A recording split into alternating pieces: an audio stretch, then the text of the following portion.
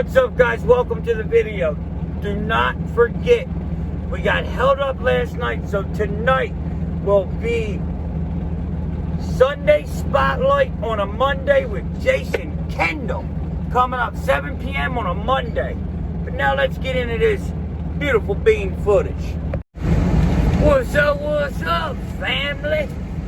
Alright, so today we're going to talk about how much it cost me to repair this truck this week over the road. As you know, this was the first week that I worked it. And so it needed repairs like I would expect any used truck. I always tell you guys there's always a break-in period, so that's no surprise to me, you know.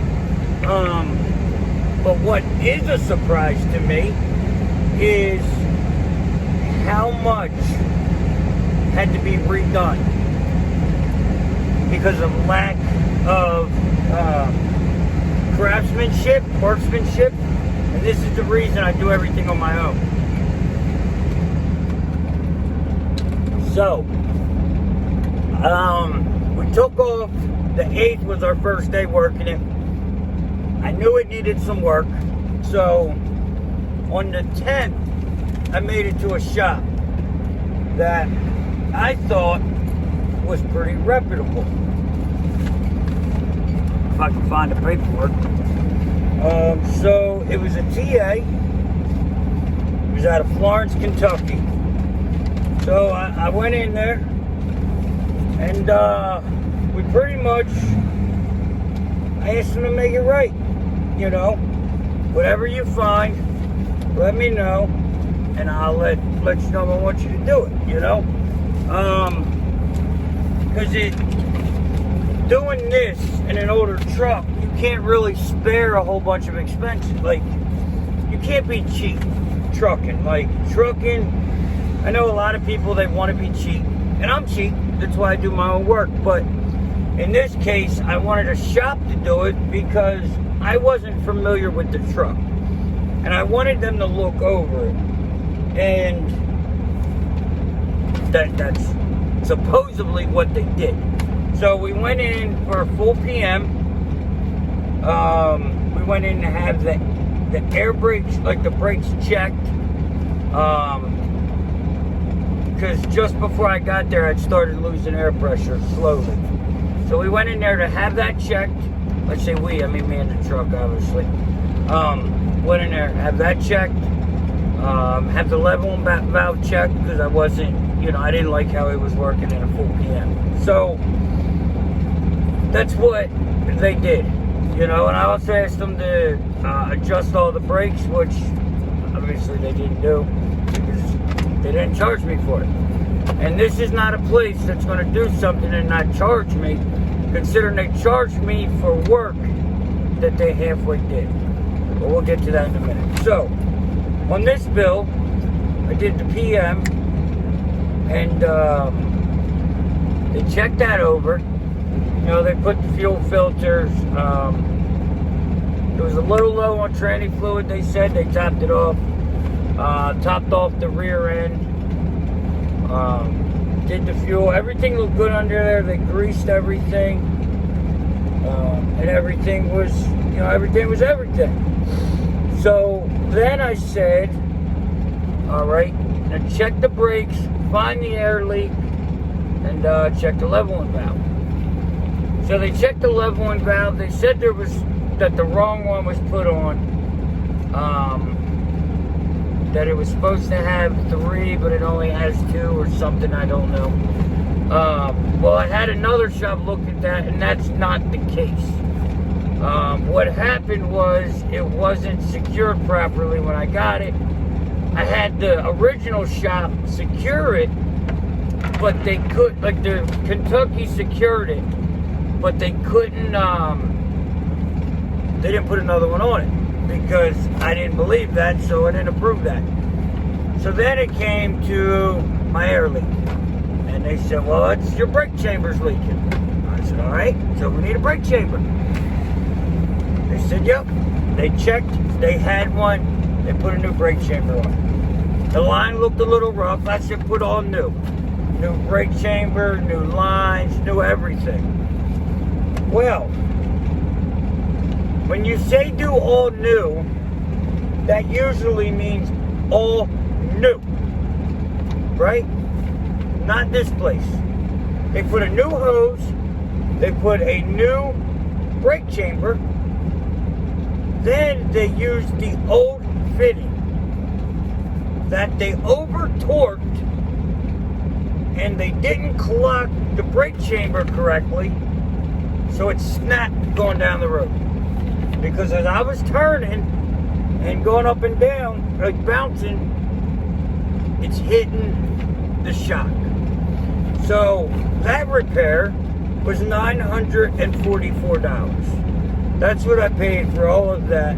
$3 something was the labor that we asked for, so that was fine. $994, and I came out, and it felt better. I was happy. The truck was running better. It was all good.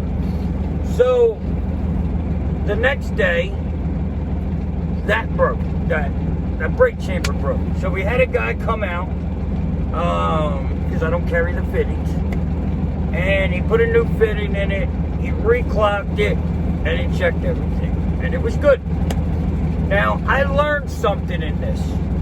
So, some people may argue with this, but before you argue, please research. Please research, because if I tell you, it's because I've experienced it, I researched it, or I know it. Or probably all three. So, there's two types of brake chambers. This Type 20 brake chamber, it's not the dual brake chamber. It's the real small one. Well, on the bigger brake chambers, the brakes are engaged when you take air from them. Like if your airline brakes, it locks that brake up, the bigger brake chamber. Well, the Type 20, the little ones, it applies the brakes, which this is weird and I don't understand this, but this is what it is. Applies the brakes when you push it. When you put air to it. So, and I think that's like a front and a back, like different, but because I wouldn't want that on all four. Because then my parking brakes aren't going to work, I wouldn't think. So, because when that snapped, it didn't lock up that wheel. And there's no way to cage that brake.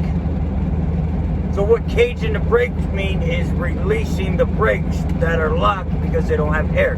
So you take a little T-bolt, put it in there, and you can cage it. Well, you can't cage the little pancake ones.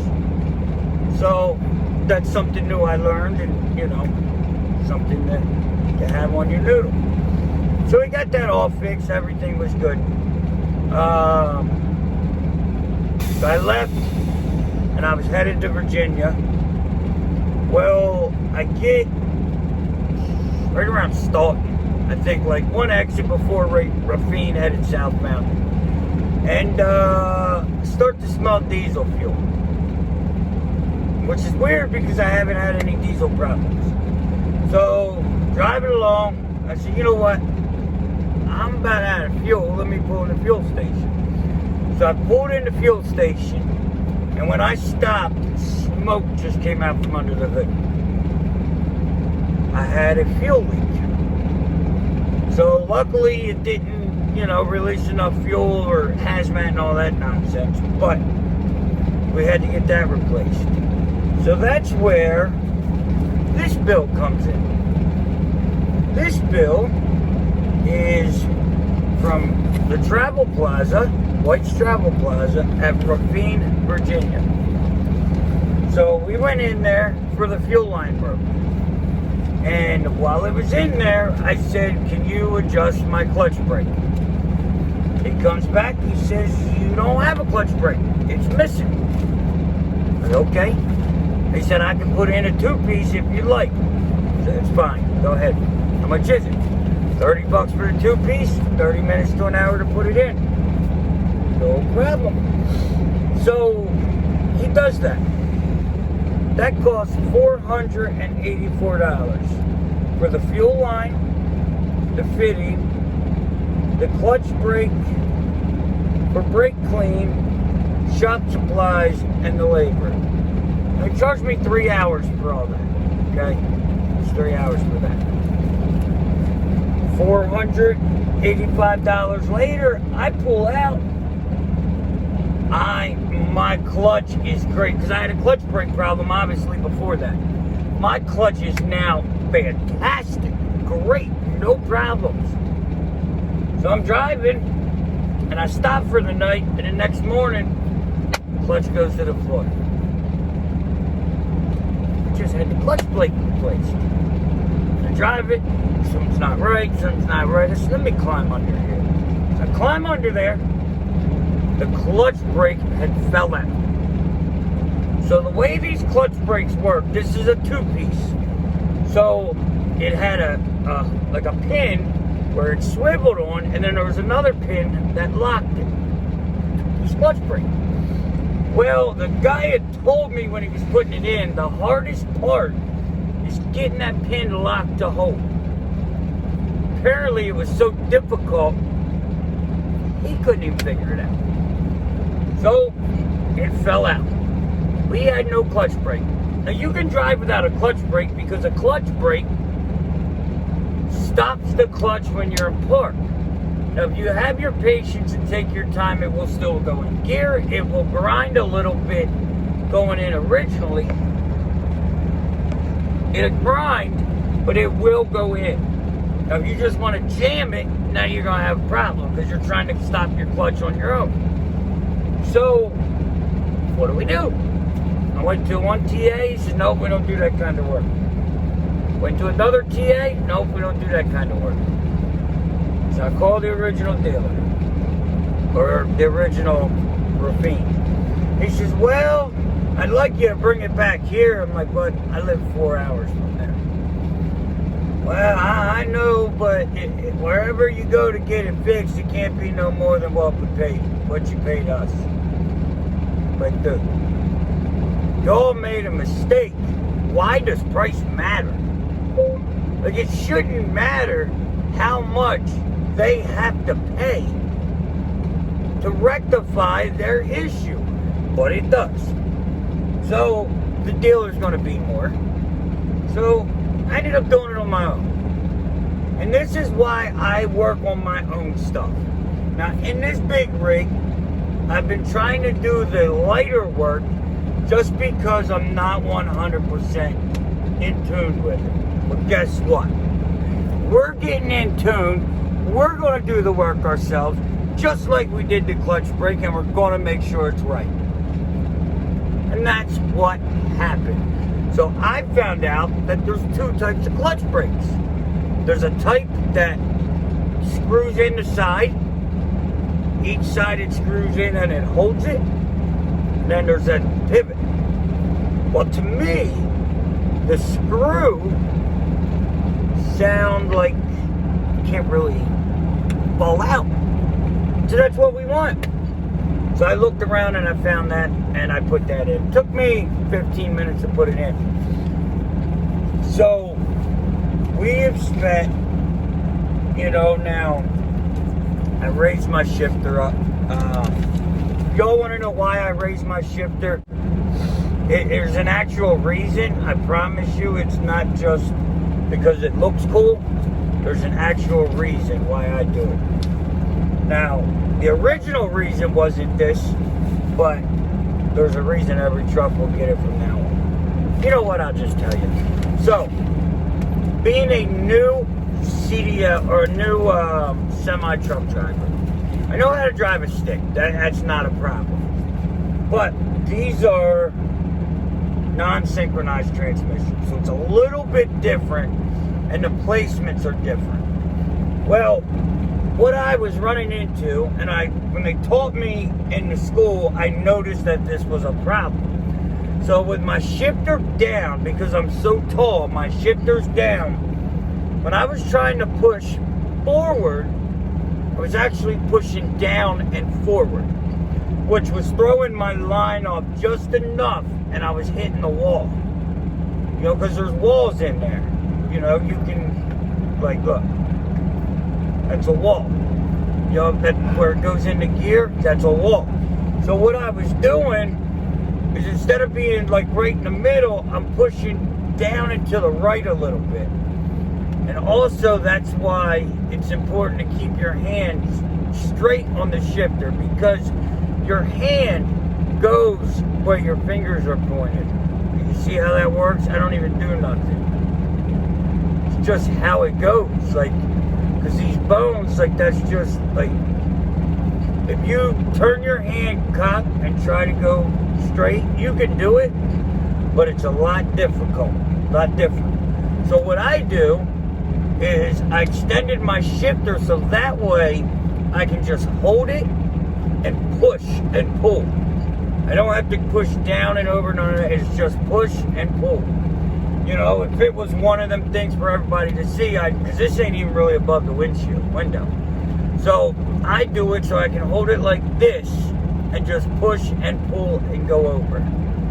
And with the longer shifter, it means your placements up here are further apart. So it's easier to understand where you're at in the gears. Like, I'm not an expert, I'm learning. You all know that. So that's just the little trick that I've learned to help me. Now, I see guys that have them all the way up here to the roof. You know, I guess that's kind of cool, but this is more functional for me. You know, so that's why my shifters get extended like they do. So total for the week, first week in the truck, and it seems to be doing really good right now. We have got $1,756 that we've spent this week on repairs for the truck. So that's to be expected in a new truck, especially a truck of this age and, you know, caliber. And people say, oh, it's a pile. Okay, it'll be my pile, and I'll make a pile of money with it. You know what I mean? So that's that. That's why, you know, we have the shifter like that. That's, you know, what happened this week. So if you all want to know how we did this week, put power only $ in the description. In the comments, power only $. If I get 20, I'll make it easy for y'all. If I get 20, I will do a review, and I'm going to tell you, it won't disappoint you. Power only $ in the comments. So that's what the review was about, or that's what the week was about as far as maintenance. And we still did pretty good, and we learned a ton of stuff. So y'all are here for trucking information, car hauling, hotshotting, anything trucking, logistics, money making tips. You've been the right channel. Do us all a favor, like, share, subscribe, hit that ding ding, and I will see you tomorrow. Peace.